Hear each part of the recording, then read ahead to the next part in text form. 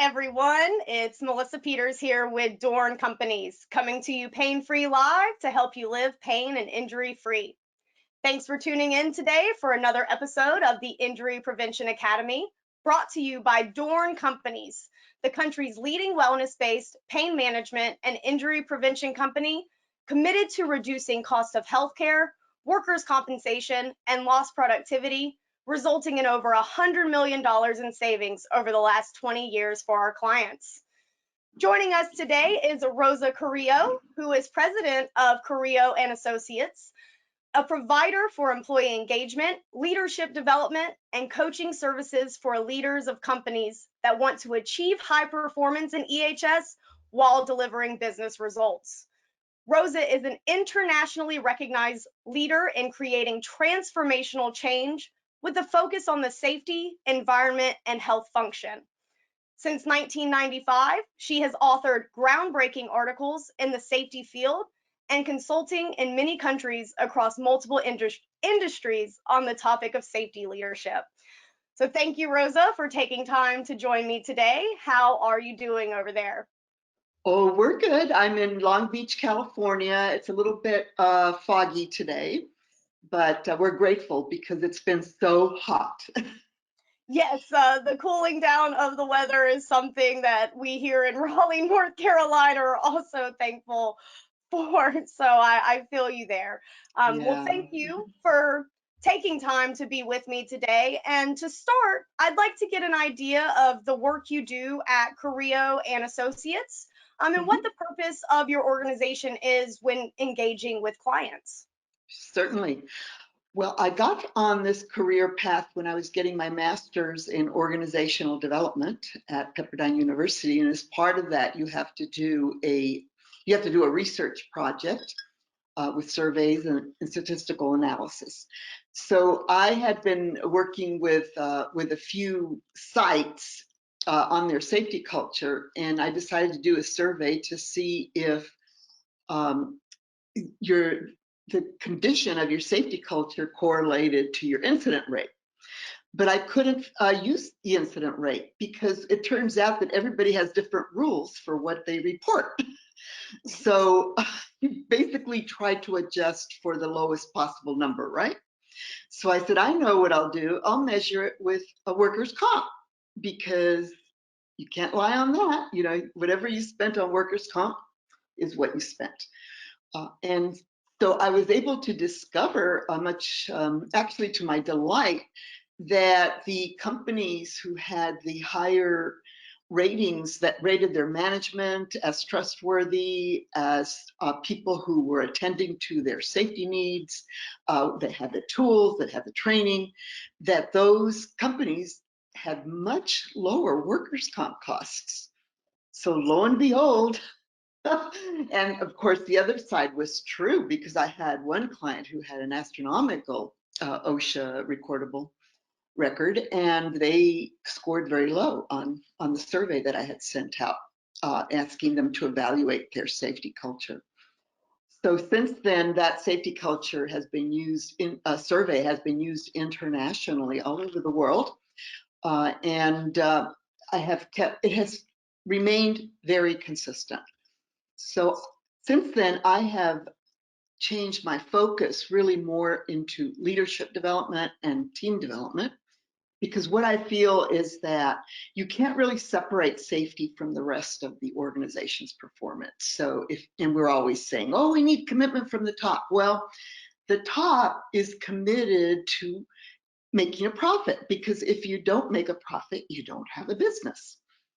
So in order to get them involved, you have to have interaction with them, communication, show them the data, show them how they can do it. So I'm really enjoying that, because a lot of managers and company owners, they have a very good heart and they really care, but the employees think that they don't care.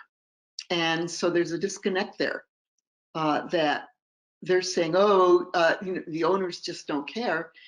And that couldn't be further from the truth. So that's where I am now, is helping the leadership and the managers know how to show that they care, and the kinds of things that you have to take care of on the soft side, not just the PPE and the procedures, but the soft side of people.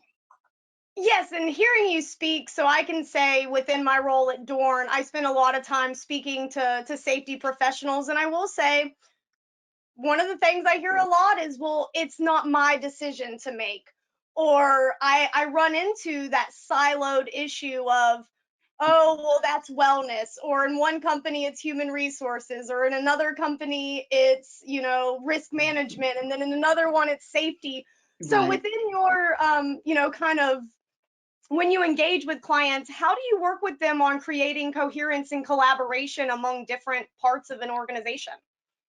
Well, that's why you need to, I like to start with who the top person, if it's a site, typically I work with sites, not with entire companies, right? Like when I'm working with Rio Tinto, it's one of their mines. When I'm working with GE, it's one of their manufacturing sites. So the top person there is generally a general manager, sometimes a COO. And they need to be on the same page in terms of the process that they're going to have to go through in order to get better safety performance. And we'll talk about that because it's a very specific process that I call relationship-centered safety. Yes, which And is yes.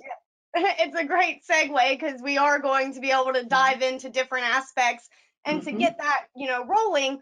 You recently released a book, The Relationship Factor in Safety Leadership. So, for our listeners out there, can you provide an overview of what this book discusses and what your motivation behind writing it was? Oh, of course, I'd love to. Since I've been working in the field since 1995, that's a long time, I had to go through several stages in my concept of how to reduce injuries. And I started in the very beginning where everyone else was, that 99% of accidents are caused by human error. So the thing to do then is fix the people, right? More training, get them the right protective equipment. Uh, a lot of companies used behavior observation programs to give them direct feedback on their behavior. And then there was the incentive, right? That if you go a year without accidents, you get a really nice prize. And what we discovered over the years was that people were hiding accidents. They weren't reporting everything.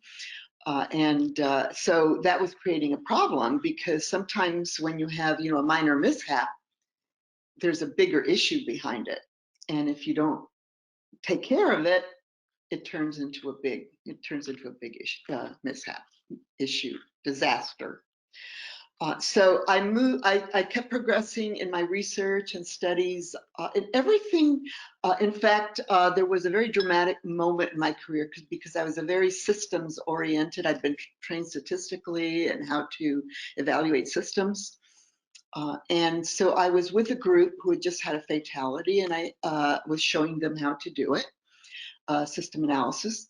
And one employee kept telling me that they knew the root cause of the accident, that it was lack of trust and lack of open communication. And I said, no, those aren't causes, they're symptoms. We have to get into the communication system and really analyze where it broke down. But he kept insisting that it was lack of trust and open communication. So I said, well, tell me why you think that is. And he said, well, it's because I and others kept trying to tell management that there was a problem with that piece of equipment. And now Rob is dead because they didn't fix it. And now they care what we're thinking and saying. Why didn't they care before? Because they didn't trust us and there was no communication.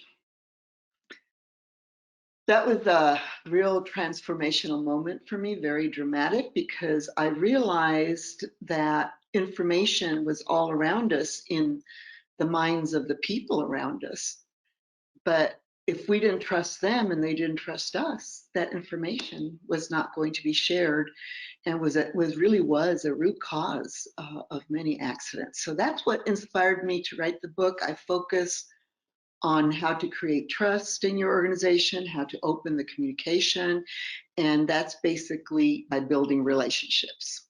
So like you and I, Melissa, when we got on the phone, we got to know each other a little bit, and then I felt more at ease. Did you feel more at ease Yes, after we got it to know helped. each other? I Yeah, felt seen as a human. yeah, exactly. And the more you do that, and then of course there's the other critical factor, which is not only to listen to people and to say, oh, okay, I'm sorry about that. Let me see what I can do about it, is to actually do something about it and come back and tell the person, hey, did that work? Here's what I tried. And then you can talk about if it didn't work, what else could be tried, and get the employee involved in the solution so that you're not always, so you can teach them how to find solutions for themselves.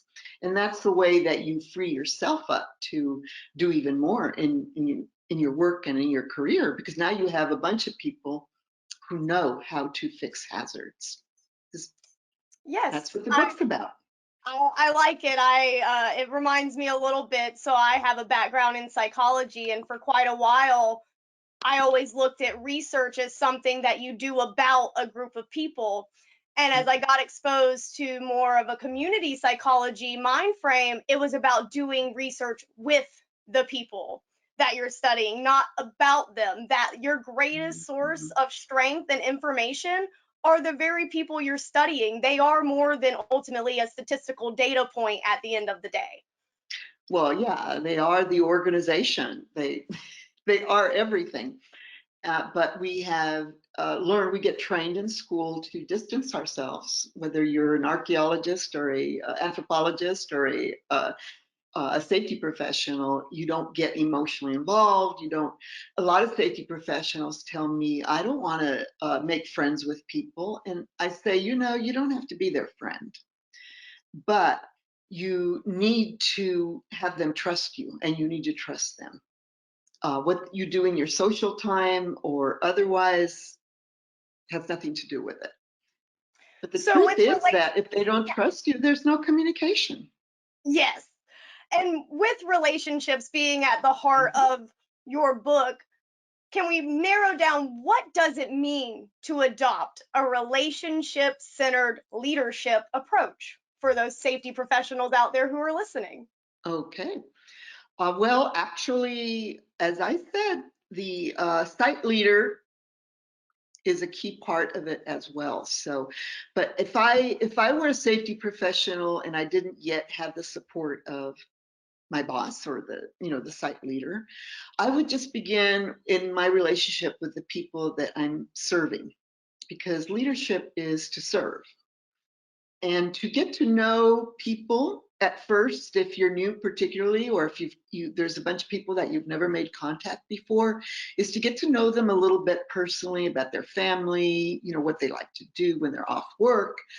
Nothing deep and meaningful, but just as you said, letting them know that you see them as a person, and that they have a life outside of work, that some of them may be worried about a sick child, or their wife or husband are sick. And those kinds of things impact safety awareness. They really do.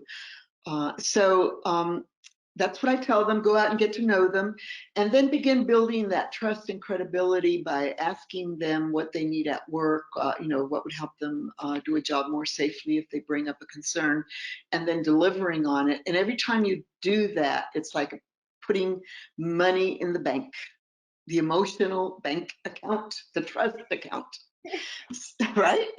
Ding. Yes. Okay, so then, yeah, ka-ching. And then comes a day when you really need them to support you. Hey, I'm going to be introducing this new policy or this new procedure, and I really need you guys to work with me on how to adapt it to what we're doing here and make it a success. And guess what? People cooperate. If you skip the first part, the second part is so difficult, and people will do everything they can to sidestep it and avoid it. I have lots of stories about that, so we can do that another time, but it Yes. really works.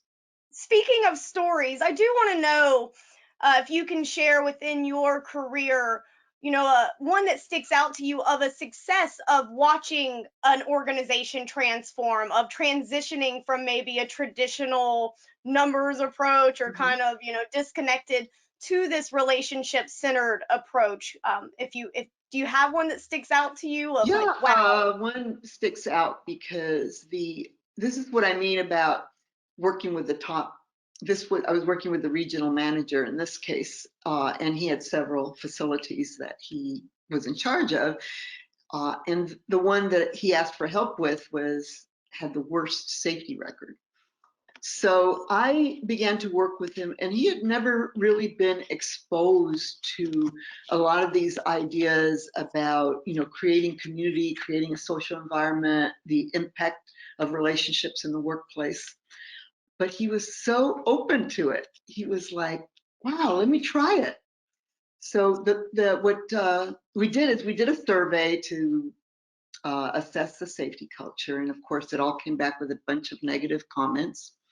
And so he took the results and he visited every single shift because, they have 24/7 rotating shifts. And he visited every single shift, went over the survey results, got people's concerns, talked to them about why some things were happening the way they were, because they had a lot of questions like, why do we have this policy? Or why do we do it that way? Why are we always changing this? Right? So he had these conversations, and he would do that periodically, around all the shifts. That was the only big difference that happened at that plant, that slashed the recordables in half and raised the survey scores into the positive percentage points. That's how effective building the relationships is and how easy it is if you're willing to talk to people. But not everybody is. yes, and I actually want to dive a little bit deeper into a few concepts because there was a quote in the introduction of your book that really spoke to me. And it said, leaders who do not listen will eventually be surrounded by people who have nothing to say. So I want to dive in and hear your thoughts on the importance of creating psychological safety and trust in safety leadership and the critical role of open communication in those facets. Okay. Well, I think my story that I told you, that was my turning point. Everything I've learned in the workplace from the employees and supervisors and safety people, because we've sat in long conversations. I've conducted so many surveys and focus groups across the years that I can almost, if I go to visit someone and they say they need a safety culture assessment, I can almost say, well, let me just talk to a few people and I'll tell you what shape your safety culture is in, because it's always the same issues. It's always lack of trust, uh, inadequate resourcing, fear of speaking up. They don't listen anyway, so why should I? And they retaliated against, so and so when they tried to bring up an issue. They demoted so and so. So these stories are part of your culture. They're part of your organization that determine whether or not people are going to speak up. And why do you want people to speak up? One might think that, oh, it's such a bother to have all these complaints all the time. But if you change the way you look at them and don't look at them as complaints, but more as valuable data that is telling you what needs to be addressed, what needs to be fixed, even if you find it to be not valid, when you go back to the person and you say it wasn't, we looked into that and here's what's the situation, they feel heard, they feel listened to, and you're adding to that trust bank account by doing that. We call that psychological safety. Amy Edmondson has made it particularly famous because she's done a lot of studies on different teams that came up with the overwhelming factor of the successful, high-performing, innovative terms, which was I'm able to speak freely because I'm not afraid of being put down or ridiculed. I always have to ponder upon that because this is at places like Google where people are paid hundreds of thousands of dollars in salary. So you would think that naturally you would be listened to, right? Yes. You hired me to be an expert. Why are you ignoring me? And so, of course, that just cuts off the communication.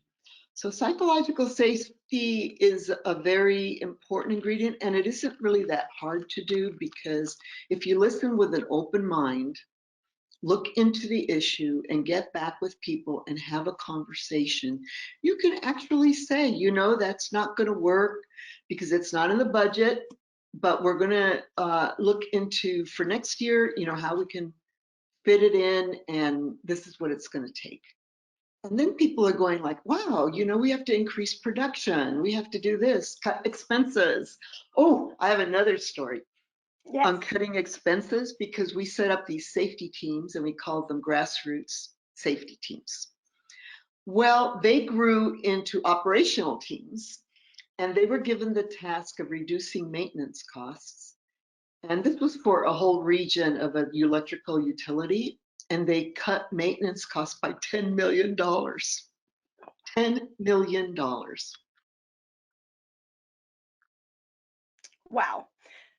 So without giving away too many of your secrets, I heard you mention that usually you can kind of go in and ask just a few questions and find out where the state of a safety culture might be. You mind sharing what a couple of those questions are that you go in and ask? Well, I ask simple questions like, do you enjoy working here? Tell me about your job. What do you like about it? How often do you talk to your supervisor about these things? Questions like that. Okay. Because that's what makes people feel valued, included, and that they belong. Like we think because we put out a memo or we put up a policy or we put out a list of the priorities that people, okay, now they know. But that's not the way the human brain works. The human brain works on whatever is important in this moment. What is the urgency of this moment? That's what I'm going to pay attention to. So if it's meeting deadlines, that's the urgency of this moment. Oh, let's shortcut the safety procedures to save time. Oh, Yep. okay. And so, building on that, for safety leaders and listeners and viewers out there who are looking to establish greater trust and build themselves up to adopt a relationship centered approach, aside from reading your book, of course, what concrete advice or tips do you have for them? Well, I remember when I was my first job as a supervisor, I was 27. And I was going crazy because I was supervising a lot of people older than me. And you know how hard that is because they're veterans, they've been there a lot longer. What does this person know? All that hard stuff. And I know a lot of safety professionals face that as well because I just graduated from school and everybody thinks I don't know anything. Well, here's a little secret. You don't. You don't. Why? Because you just don't have that work experience. But if you go in with spirit, and I'm going to end with a story because it's just so great, an example of what you should try to do. This supervisor, safety, he was actually a safety professional and then became a supervisor. I was asking him why so many people mentioned him as an outstanding contributor and an outstanding boss. So he said, well, he said, it's really simple. And I tell everybody all the time, but not too many people do it. When my dad actually worked at this company before me, and he would come home, he was in the crafts, and he would come home and say, those safety engineers, boy, are they a pain in the neck. They come in and try to tell you what to do, and they don't know what they're talking about. And so he heard this growing up, and guess what? He became a safety engineer. So he said when he went to work at the very same plant, he said, the first thing I did is I went out, met the people in the crafts, and I said to them, I'm new out of school and I'm going to be responsible for all these things in safety. Can you please teach me what I need to be aware of and what I need to know? And they did. They did. They taught him. And he told me that years later, when other safety engineers would ask for things, they were told to fill out all the required documentation and that it would take 2 weeks. When he asked for anything, it was done the next day. Wow. So I So leave you with that to ponder. share these stories, I do want to ask, you know, hearing it from you, it sounds so straightforward. Go out, be mindful of people, build connections, build trust, establish communication channels. But obviously, this doesn't happen everywhere. What are some of the biggest barriers, whether on an individual level or organizational level, that you've observed through the years that prevent people from just getting this? Well, I wish I had a good answer for you because I've worked with so many people and there's people that just immediately start doing it and experience this great success, and then they're thanking me, and I'm saying, no, it's not me, it's you. But then there's people that are so closed that they won't even listen. Like I've had people walk out of my workshop. Oh, that's just fluffy stuff. We should be dealing with what's really important, like the fact that so many people are committing suicide. And they do not connect relationship building with suicide. Okay? So there's that end of the stick. And then there's the other end of the stick where people just, hey, what do I have to lose? I'll try it. And then there's people that are already doing it and go, yay, I'm already doing it. So open your mind. This is my recommendation. Open your mind, try it out. And don't be discouraged if it doesn't work immediately, because remember that if you've been working in an environment where people aren't heard, aren't trusted, aren't listened to, why would they trust you the first time you extend yourself? So you got to earn that. You got to earn the credibility, and it takes time. Just keep delivering on your commitments, and it will happen. Thank you. I appreciate the honesty because it just, as I heard you, I'm like, so what is it that would keep someone from listening to what seems so sensical? But I guess sometimes we can all have our things we're bullheaded about. So, Well, also bad experiences. You have to realize that each person comes to the workplace with baggage. And some of us have baggage about relationships and really don't want to go there. And those people should be individual contributors. They should not be in a management supervisor role or safety professional role. They should be doing research or testing or something where they can just go off into a corner and do their job, and they will do it very well. But they should not be made managers, and that is a real problem, because if you're really technically competent, they tend to make you a manager so that you can teach others to be technically competent. But often that backfires because that person doesn't have people skills. So give them people skills before you before you elevate them or give them a promotion. that's an astute observation. I want to ask one more question before we kind of switch gears, which is, do you by chance have a story about a time where someone started off resistant and kind of said, this is fluffy stuff, but came to see it in a different light over time of working with you, like an epiphany, a light bulb went off? Well, I do. And this particular person was really surrounded by other people who were doing it. Okay. Yeah, I don't think it's going to happen. It's not going to happen in a vacuum.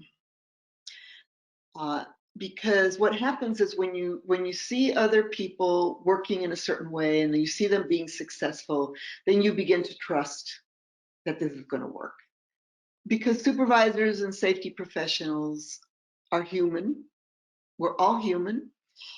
And we need to, also, our trust needs to be earned, right? And Yeah. so there's always the ones who, what do we call them? The first responders, or the first First adopters. We adopters. call them, Yeah. yeah, first adopters. They're also first responders, but the first adopters will run out there and try anything, at least once. But the people who have been hurt or have had negative experiences are going to be more, well, I'll wait and see if it works before I go around doing it. So that's how that happens, and that's why it's really good to get the site leader on board first, because when he's treating his direct reports like that, and they're treating their direct reports, you see how it trickles downstream. Now the supervisors are treating their people that way, and the safety professionals have a good, solid platform on which to start building the relationship-centered safety.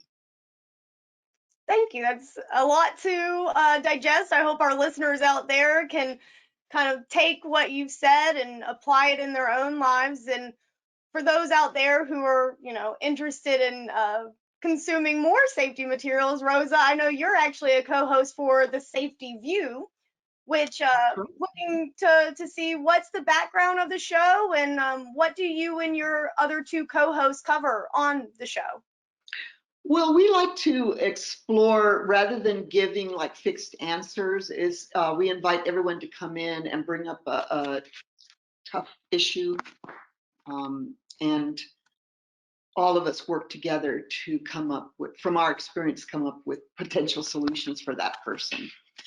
So it's a great place to come. We always ask people to send us their questions beforehand if they have an issue that they want to discuss. And then we have some pretty good minds on it, a lot of experience. There's people that have been in safety for decades. So new people sign up and come and take advantage. All right, so it's a resource out there for safety professionals that if they have an issue that's weighing on them, they can write into you guys and get a little bit of perspective. Yes, not only perspective, but real action things to try to solve whatever issue they're facing. Understood. I'll have to check out what you all are doing. I know you guys also, I think, do some book features from time to time. Yeah, we do we host authors and to talk about their books and read from their books, which is really great because sometimes you read a book and you say, yeah, but I have this question, and you didn't really address it. So that's the objective with our book club. And then we just started the Thought Lab, which is basically run by one of our partners, Lisa Land, who worked a very long time. She's actually a psychologist, clinical psychologist, who worked a long time in nuclear. So she wants to address some of the really complex safety issues at that level. And we've invited some very, very important, influential people from nuclear to come meet with us and discuss these issues. So come and find out what we're doing. Thank you, Rosa, for joining me today. I appreciate all of your time and valuable insight. And of course, out there to all the listeners and viewers, we appreciate you and hope you gain something out of this episode and that you'll tune in for the next one. Thank you, Rosa. You're very welcome. It was a pleasure.